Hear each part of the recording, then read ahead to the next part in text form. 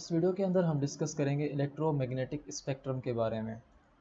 Electromagnetic spectrums को पढ़ने से पहले अगर हम ये चीज़ पिछले वाली थोड़ी रिपीट करें कि रिफ्रैक्शन ऑफ लाइट या refraction of light by prism इस तरह से होती है कि आपकी जो ये लाइट है ये रिफ्रैक्ट हो जाती है और रिफ्रैक्ट होने के बाद ये वाइट लाइट 7 कलर्स में टूट जाती है। अब ये जो लाइट यहाँ से बैंड हुई, ये लाइट का बैंड होना रिफ्लेक्शन कहला जाता है और वाइट लाइट का 7 कलर्स में टूट जाना डिस्पर्जन कहलाया जाता है। So this effect is called the dispersion. अब हम यहाँ कह रहे हैं कि refraction of light by prism और यहाँ कह रहे हैं कि डिस्पर्जन। यहाँ एक फ़र्क है कि जैसे ही आपकी लाइट आ रही है रे, यहाँ लगने के बाद थोड़ा बैंड हो रही है और इस बैंड होने को हम रिफ्रैक्शन कहते हैं और ये वाइट लाइट अगेन 7 कलर्स में ब्रेक होती है जिसको हम बाद में डिस्पर्जन कहते हैं। Dispersion happens because white is a mixture of all the colors in the rainbow. जो भी डिस्पर्जन होती है या ये होपिन होता है बिकॉज वाइट जो है वो मिक्सचर होती है। जो भी सारे कलर्स आपने देखे हैं रेनबो के अंदर 7 कलर्स, वो सारे 7 कलर्स उसका मिक्सचर होते हैं। वेवलेंथ एंड कलर की अगर हम बात करें तो वाइट लाइट जो है वो मेडअप ऑफ होती है डिफरेंट कलर्स की with wavelengths ranging from 0.0004 millimetre violet to 0.007 millimetre red. तो इसके अंदर जो भी ये मुख्तलिफ कलर्स हैं, सारे कलर्स की जो वेवलेंथ है वो अलग अलग है। वायोलेट की वेवलेंथ आपने ये पढ़ी 0.004 मिलीमीटर, यहाँ रेड की पढ़ी आपने 0.0007 मिलीमीटर रेड। तो इन सब की जो वेवलेंथ है वो रेंज अलग अलग रखती है। लेज़र्स जो हैं जबकि only emit light of a single colour. Lasers के अंदर कलर्स होते हैं। लेज़र लाइट आपकी जो है रेड लाइट की भी होती है, ब्लू लाइट की भी होती है, ग्रीन लाइट की भी होती है, लेकिन लेज़र लाइट सिर्फ और सिर्फ एक ही कलर की होती है और एक ही वेवलेंथ की होती है। तो अगर कोई लाइट एक ही कलर उठाए तो हम उसको कहते हैं मोनोक्रोमेटिक लाइट। यहाँ जो लफ्ज़ क्रोम है इसका मतलब है कलर। तो मोनोक्रोम मतलब एक कलर, मोनोक्रोमेटिक लाइट मीन्स एक कलर वाली लाइट होती है हमारी जो भी लेजर्स होते हैं उनके अंदर। इलेक्ट्रोमैग्नेटिक स्पेक्ट्रम की जानिब हम बढ़ रहे हैं। तो इलेक्ट्रोमैग्नेटिक स्पेक्ट्रम के अंदर जो सबसे पहले वाली चीज़ होती है वहाँ होते हैं वो रेडियो वेव्स, उसके बाद माइक्रोवेव्स होते हैं, उसके बाद इंफ्रारेड रेडिएशंस और उसके बाद जो चीज़ होती है वो आपके पास visible light, then ultra violet radiations और उसके बाद X rays and then gamma rays. आप देख रहे होंगे कि ये जो इसकी वेवलेंथ है इसमें वेवलेंथ में फ़र्क होता जा रहा है। यहाँ तक इस गामा रेज तक जो इसकी वेवलेंथ है वो बिल्कुल कम हो चुकी है। तो यहाँ हम ये चीज़ पढ़ते हैं कि इलेक्ट्रोमैग्नेटिक स्पेक्ट्रम की जो फीचर्स हैं उनमें सबसे पहला ये है कि ये जो इलेक्ट्रोमैग्नेटिक स्पेक्ट्रम या इलेक्ट्रोमैग्नेटिक ये जो वेव्स हैं they can travel through a vacuum या स्पेस। ये स्पेस में से गुजर सकती हैं, ये वैक्यूम में से ट्रैवल हो सकती हैं।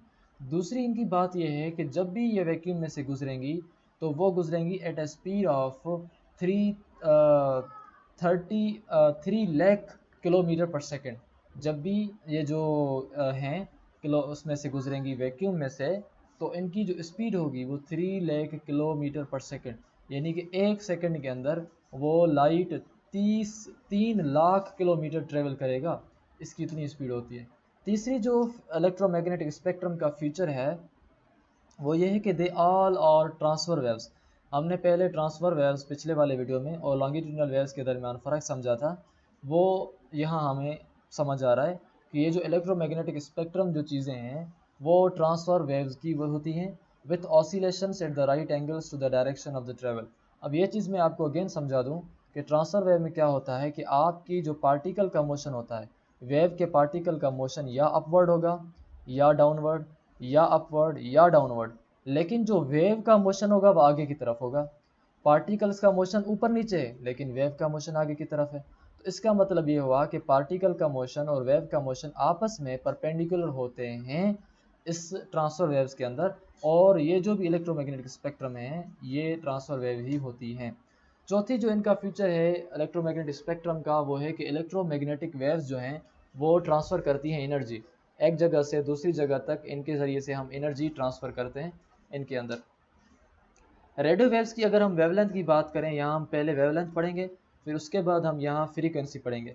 तो अगर हम पहले वेवलेंथ को डिस्कस कर रहे हैं तो रेडियो वेव्स की वेवलेंथ है 10⁻⁴, माइक्रोवेव्स की है 10⁻⁻1, और इंफ्रारेड रेडिएशंस की है 10⁻³ विजिबल लाइट की है 10⁻⁶, अल्ट्रा वायलेट रेडिएशंस की है 10⁻⁷ और एक्स रेज की है 10⁻11 के करीब और 10⁻⁹ और 10⁻11 के दरमियान। और उसके बाद जो गामा रेज तक जो टोटल वेवलेंथ है वो 10⁻14। अब आप देख रहे हैं कि ये जो वेवलेंथ है ये आहिस्ता आहिस्ता कम होती जा रही है। 10 को अगर हम इसको हम अगर 4 ज़ीरो दें, इसका मतलब 10,000 यानी तक वेवलेंथ है इसकी। इसकी वेवलेंथ जो है वो 0.1 तक है। आहिस्ता आहिस्ता जो वेवलेंथ है वो माइनस में होती जा रही है, मतलब आहिस्ता आहिस्ता जो वेवलेंथ है वो कम होती जा रही है। तो वेवलेंथ कम होती है तो फ्रीक्वेंसी बढ़ती है। अब इसकी जो वेवलेंथ थी वो 10⁻4 थी, तो इसकी जो फ्रीक्वेंसी है वो 10⁻5 है। इस कलर की जो वेवलेंथ थी वो 10⁻⁹ है, तो इसकी अब जो फ्रीक्वेंसी है वो 10⁻10 है। इसकी इंफ्रारेड रेडिएशंस की वेवलेंथ 10⁻³ थी, यानी कि पहले -1 थी, 10⁻³ हो गई, यानी कम हो रही है। तो वेवलेंथ कम हो रही है तो फ्रीक्वेंसी बढ़ती जाएगी। जब भी वेवलेंथ कम होगी तो फ्रीक्वेंसी बढ़ेगी। इसी तरीके से हमने गामा रेज का जो पढ़ा था वो 10⁻⁻14 था, मतलब बिल्कुल कम था। लेकिन आप देखेंगे कि जो फ्रीक्वेंसी है वो सबसे ज़्यादा इस गामा रेज की होगी। गामा रेज की जो वेवलेंथ है वो सबसे कम है, तो इसकी जो फ्रीक्वेंसी है वो सबसे ज़्यादा होगी। इस हिसाब से हमारे पास जो इलेक्ट्रोमैग्नेटिक स्पेक्ट्रम है, जो वेवलेंथ्स हैं वो डिक्रीज होती है going along the electromagnetic spectrum from radio waves to gamma rays. जैसे ही हम इलेक्ट्रोमैग्नेटिक स्पेक्ट्रम के अंदर इलेक्ट्रो रेडियो वेव्स की जानिब से गामा रेज की तरफ हम जाते हैं, तो उनकी जो वेवलेंथ है वो कम होती जाती है। इसकी वेवलेंथ थोड़ी बहुत ज़्यादा थी, इसकी थोड़ी कम, इसकी थोड़ी कम, यहाँ तक बिल्कुल उनकी वेवलेंथ कम हो गई। तो जैसे जैसे हम रेडियो वेव्स की जानिब से गामा रेज की तरफ जाएंगे तो उनकी वेवलेंथ डिक्रीज होती जाती है। इन द सेम वे जो फ्रीक्वेंसीज हैं वो इंक्रीज होती हैं going along the electromagnetic spectrum from radio waves to gamma rays. जैसे ही आप रेडियो वेव से गामा रेज की तरफ चलते जाते हैं, वैसे वैसे उनकी जो फ्रीक्वेंसी है वो जो है इंक्रीज होती जाती है। रेडियो वेव्स की फ्रीक्वेंसी कम है, जैसे माइक्रोवेव्स की उससे ज़्यादा है। आहिस्ता आहिस्ता इनकी जो फ्रीक्वेंसी है वो बढ़ती जाती है। तो हम ऐसे कह सकते हैं रेडियो वेव से गामा रेज की तरफ फ्रीक्वेंसी बढ़ती है। रेडियो वेव्स जो फोटॉन्स हैं have the lowest frequency and the least energy.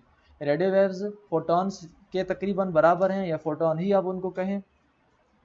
उनको जो फ्रीक्वेंसी है वो बिल्कुल लोएस्ट है एंड उनको जो एनर्जी है वो भी बिल्कुल लीस्ट एनर्जी है। जबकि गामा रेज जो फोटॉन हैं उनको हाईएस्ट फ्रीक्वेंसी है और उनको मोस्ट एनर्जी है, यानी कि ज़्यादा से ज़्यादा है। एनर्जी के हिसाब से जो गामा रेज हैं उनको सबसे ज़्यादा हाईएस्ट एनर्जी है। इलेक्ट्रोमैग्नेटिक स्पेक्ट्रम के अंदर इंटेंसिटी एंड डिस्टेंस की अगर हम बात करें तो whenever radiation is absorbed by matter, जब भी रेडिएशंस को मैटर एब्जॉर्ब करता है तो photons transfer their energy to the matter. Photons जो हैं अपनी एनर्जी मैटर की तरफ ट्रांसफ़र करते हैं। जब भी कोई रेडिएशन को एब्जॉर्ब करता है मैटर, तो जो भी फोटॉन्स होते हैं अपनी एनर्जी मैटर में ट्रांसफ़र कर देते हैं। अब ये जो energy deposited by beam of electron, electron कितनी एनर्जी डेपोजिट करेगा आगे वाले को या खुद जमा करेगा, वो डिपेंड करता है कि नंबर ऑफ फोटॉन्स कितने हैं and the each energy of each photon, और हर फोटॉन की एनर्जी क्या थी।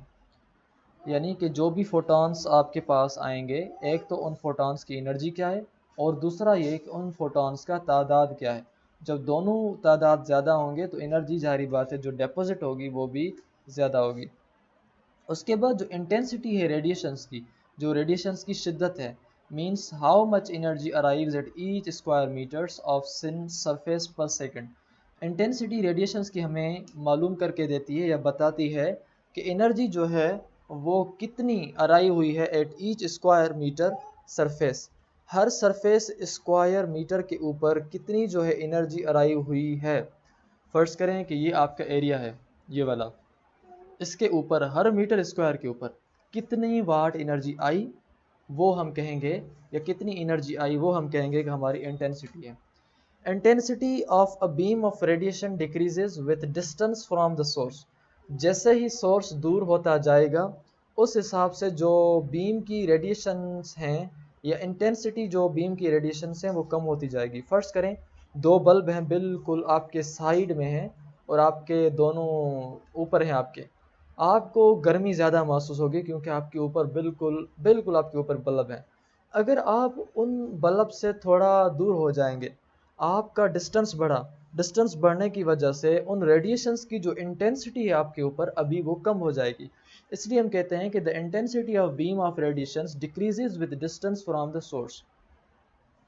The beam gets spread out, the beam gets partially absorbed as it travels. जो बीम है वो स्प्रेड आउट हो जाता है और जो बीम है वो पार्शली एब्जॉर्ब होता है जैसे जैसे वो ट्रेवल करता है। तो इलेक्ट्रोमैग्नेटिक स्पेक्ट्रम एंड आयोनाइजेशन के बारे में हम अब पढ़ रहे हैं।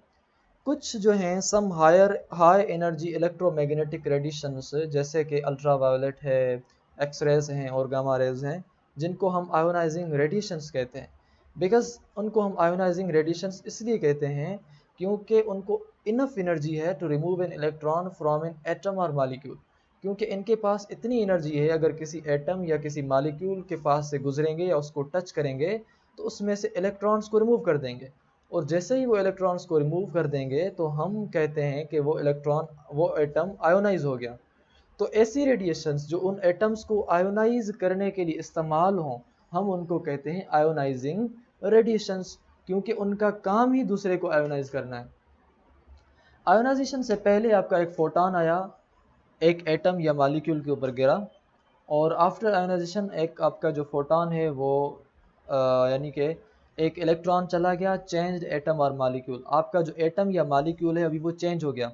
क्यों चेंज हो गया? क्योंकि ये जो इलेक्ट्रॉन है वो बाहर निकल गया। बाहर इसलिए निकल गया क्योंकि ये जो फोटॉन था, ये फोटॉन हाई एनर्जी वाला था, ये फोटॉन इलेक्ट्रोमैग्नेटिक रेडिएशन वाला था। जिस तरह ये फोटॉन अल्ट्रावायोलेट का हो सकता है, ये फोटॉन एक्स रेज का हो सकता है, ये फोटॉन गामा रेज का हो सकता है।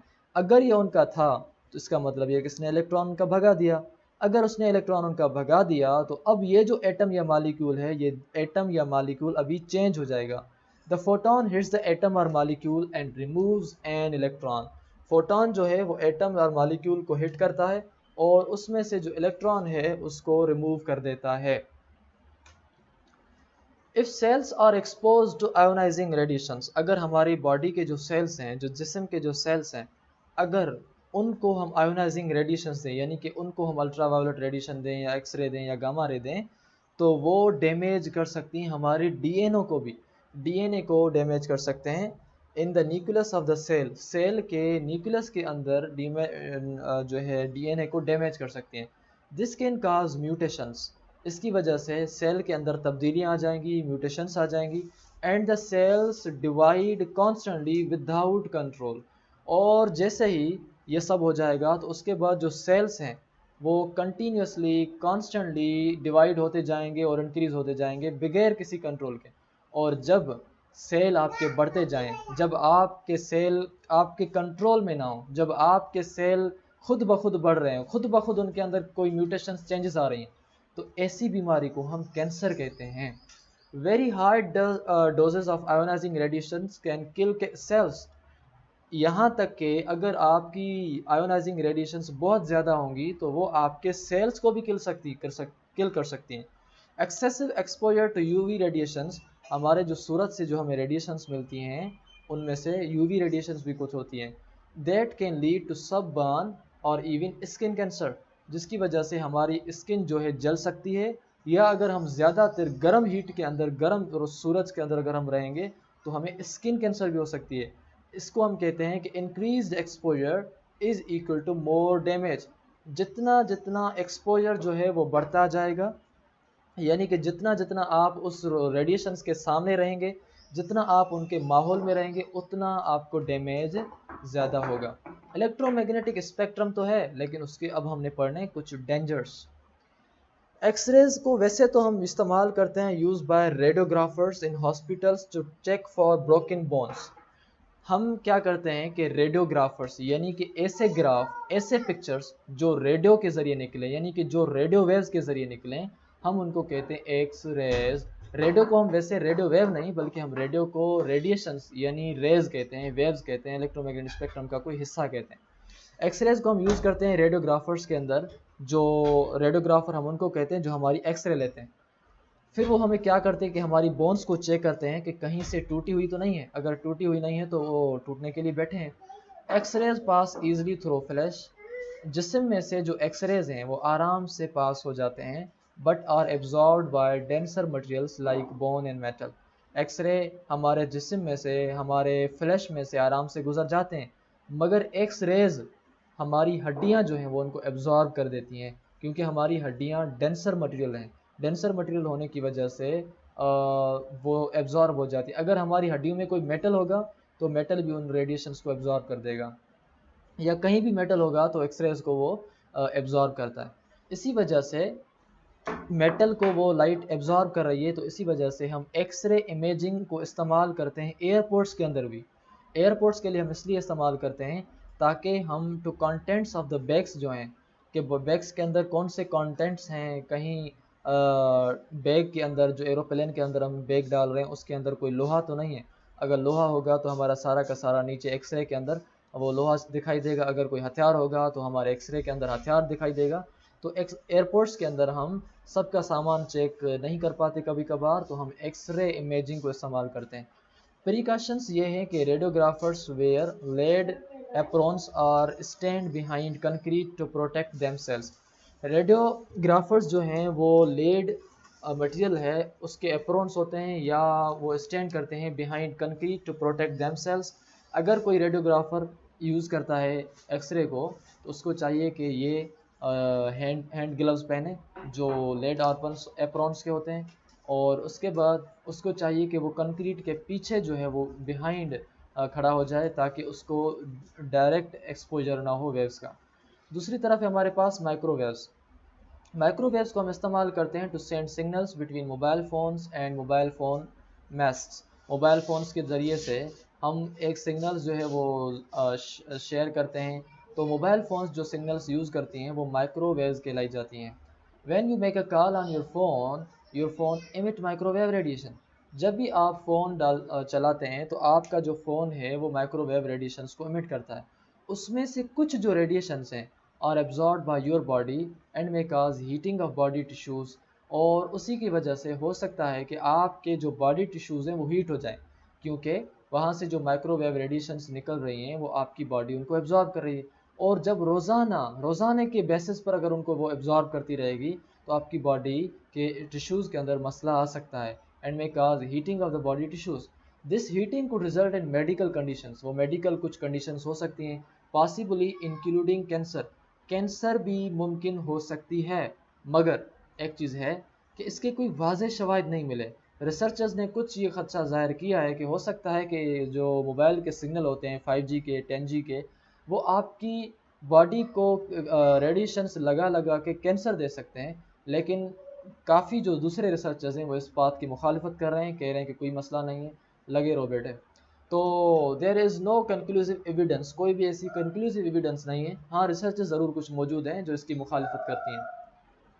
उसके बाद हमारे पास कुछ प्रिकॉशंस हैं। तो limit the amount of time you spend tacking on a mobile phone. वही सबसे पहली चीज़ ये है आपने करनी है कि मोबाइल को इस्तेमाल करना कम कर दें।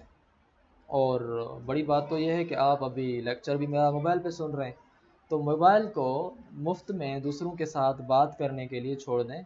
मोबाइल को थोड़ा दूर रखें ताकि जो रेडिएशंस का एक्सपोजर है, जब आप कॉल मिलाएं तो बेहतर है कि आप हैंड फ्री यूज़ करें। उससे भी रेडिएशंस एक्सपोजर होती हैं, मतलब आप बचे हुए तो नहीं हैं, मगर फिर भी बेहतर हल ये है कि मोबाइल कम यूज़ करें। किसी के साथ बात करनी हो तो डायरेक्ट थोड़ी बहुत बात कर लें, और कोई भी ज़्यादा हवाल और ज़्यादा ड्रामेबाजी मोबाइल फ़ोन पे नहीं करनी। इलेक्ट्रोमैग्नेटिक स्पेक्ट्रम के कुछ हमने अभी पढ़ने हैं यूजेस के, कौन से अब यूजेस हैं। मोबाइल तो वैसे एक यूज़ था, लेकिन उसके अलावा भी हम यूज़ करते हैं इस्तेमाल।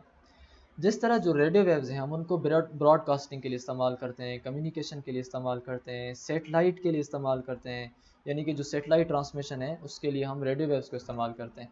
रेडियो जो खुद है वो भी जो वेव्स उठाता है वो रेडियो वेव्स होती हैं।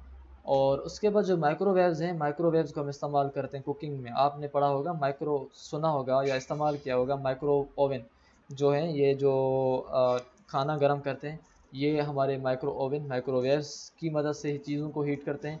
कुकिंग में इस्तेमाल होते हैं माइक्रोवेव्स, कुछ कम्युनिकेशन और सैटेलाइट में भी इस्तेमाल होते हैं। ऐसा नहीं है कि सिर्फ रेडियो वेव्स हैं, माइक्रोवेव्स भी कम्युनिकेशन सैटेलाइट में ट्रांसमिशन में इस्तेमाल होती हैं। इंफ्रारेड रेडिएशंस भी कुकिंग में इस्तेमाल होती हैं। ऐसा नहीं है कि सिर्फ माइक्रोवेव्स कुकिंग में इस्तेमाल होती हैं, इंफ्रारेड रेडिएशंस भी कुकिंग में इस्तेमाल होती हैं। इंफ्रारेड रेडिएशंस के ज़रिए हम थर्मल इमेजिंग करते हैं। हम थर्मल इमेजिंग का मतलब है कि कहाँ इस पूरे रूम के अंदर, आपके रूम के अंदर किस बॉडी को ज़्यादा टेम्परेचर है, वो थर्मल इमेजिंग के ज़रिए पता चल जाता है। शॉर्ट रेंज कम्युनिकेशन, अगर छोटे मुफासले पर कम्युनिकेशन करना हो जिस तरह वाकी टाकी है, और एक मखसूस हद तक कम्युनिकेशन करना हो, तो आप इंफ्रारेड रेडिएशन को यूज़ करते हैं। ऑप्टिकल फाइबर्स के अंदर हम इंफ्रारेड रेडिएशंस का यूज़ करते हैं। टीवी का जो रिमोट है वो शॉर्ट कम्युनिकेशन है, रिमोट से लेकर टीवी तक उसने बात करनी है बस। अगर आप रिमोट को 2 किलोमीटर दूर तक चले जाएं, या 1 किलो या आधा किलोमीटर भी दूर चले जाएं, तो टीवी का रिमोट उस टीवी को नहीं लगेगा।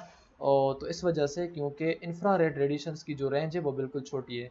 और उसके बाद सिक्योरिटी सिस्टम्स के लिए भी यूज़ होता है, क्योंकि सिक्योरिटी सिस्टम जहाँ भी कोई जाएगा, तो अगर उस चीज़ की कोई भी रेंज में आएगा, सिक्योरिटी सिस्टम की कोई भी रेंज में आएगा, इंफ्रारेड रेडिएशंस की कोई भी रेंज में आएगा, तो सिक्योरिटी सिस्टम्स को पकड़ लेगा और कहेगा चोर चोर, भगाएगा उसको। तो जो विजिबल लाइट है वो सबसे पहली चीज़ हमें देखने में मदद देती है। आप जो ये वीडियो देख रहे हैं, आप जो पूरी दुनिया देखते हैं, आप जो बहुत कुछ देखते हैं मोबाइल के ऊपर, वो सिर्फ़ और सिर्फ विजिबल लाइट की वजह से है। वो विजिबल लाइट की वजह से जो कुछ मुमकिन है वो है सबसे पहली चीज़ विज़न। आँखें हमारी जो भी कुछ देख रही हैं वो विज़न की वजह से देख रही हैं। फ़ोटोग्राफ़ी आप जो भी ले रहे हैं, अपने आप का अक्स ले रहे हैं, अपने आप का पिक्चर दे रहे हैं, या अपने आप का रिफ्लेक्शन ले रहे हैं, वो भी फ़ोटोग्राफ़ी है। और एलिमिनेशन, फ़ोटोग्राफ़ी और एलिमिनेशन, ये सब चीज़ें हमारी विजिबल लाइट के अंदर आती हैं, ये जो आपको लाइट दिख रही है। और इसके बाद ultraviolet radiation security marking के लिए, फ्लोरेसेंट लैंप्स के लिए, फ्लोरेसेंट लैंप्स चमकदार लैंप्स होती हैं। डिटेक्टिंग फोर्ज्ड बैंक नोट्स, आपके पास कुछ नोट्स आते हैं, नोट्स को चेक करने के लिए एक पेन मिलती है मार्केट से। अगर आपके इलाके में कोई जो है नकल नकल पैसे चल रहे हों, तो आप नकल पैसों को से जो है बचने के लिए आप मार्केट में जाएं, किसी बुक स्टॉल वाले के पास ही जाएं, आप उसको कहें कि नोट्स को, यानी कि पैसों को चेक करने की मुझे पेन दें, तो आपको पेन देगा जो लिखेगी भी, और उसको पीछे की तरफ से लाइट भी होगी। अगर आप लाइट लगाएंगे उस नोट को, तो आपको पता चल जाएगा कि कौन सी चीज़ सच्ची है, कौन सी झूठी है, कौन सा पैसे का कागज़ सच्चा है, कौन सा पैसे का कागज़ कूड़ा है, यानी कि फॉल्स है, फोर्ज्ड है। डिसइंफेक्टिंग वाटर, पानी अगर पानी के अंदर अगर जरासीम आ गए हों, पानी अगर इन्फेक्टेड हो गया है, तो उस पानी को डिसइंफेक्ट करने के लिए भी हम अल्ट्रा वायलेट रेडिएशंस का यूज़ करते हैं। उसके बाद एक्सरेज हैं, observing the internal structure of object, airport security, scanners, medical X-rays. अगर आप जो है ऑब्ज़र्व करेंगे इंटरनल स्ट्रक्चर ऑब्जेक्ट के को, तो उनके लिए आपने एक्सरेज चाहिए। ज़ाहिर बात है, अगर आपने अपने बॉडी के अंदर देखना है कि कौन सी मेरी हड्डी टूटी हुई है, तो अपने बॉडी को आप ऑब्ज़र्व करा रहे हैं, अपने बॉडी के इंटरनल स्ट्रक्चर को आप ऑब्ज़र्व करा रहे हैं, तो आपको चाहिए होगा एक्सरे। इसी तरह बैग के अंदर, एयरपोर्ट सिक्योरिटी वाले बैग को स्कैनर के अंदर रख लेते हैं, एक्सरे स्कैनर के अंदर, तो बैग को वो खोलते नहीं हैं, उस बैग का जो इंटरनल स्ट्रक्चर है वो कौन सा है, उसको भी चेक करने के लिए वो एक्सरेज को इस्तेमाल करते हैं। इसी तरीके से ये इन सब चीज़ों के लिए भी इस्तेमाल होता है और मेडिकल एक्सरेज के लिए भी इस्तेमाल होता है। बाकी रही बात, जो गामा रेज हैं वो बहुत अच्छी चीज़ हैं। स्टरलाइजिंग फूड के अंदर अगर कोई चीज़ पड़ गई और हम उसको स्टरलाइज करना चाह रहे हैं, उसको जरासीम से पाक कर रहे हैं, तो we can use gamma raise.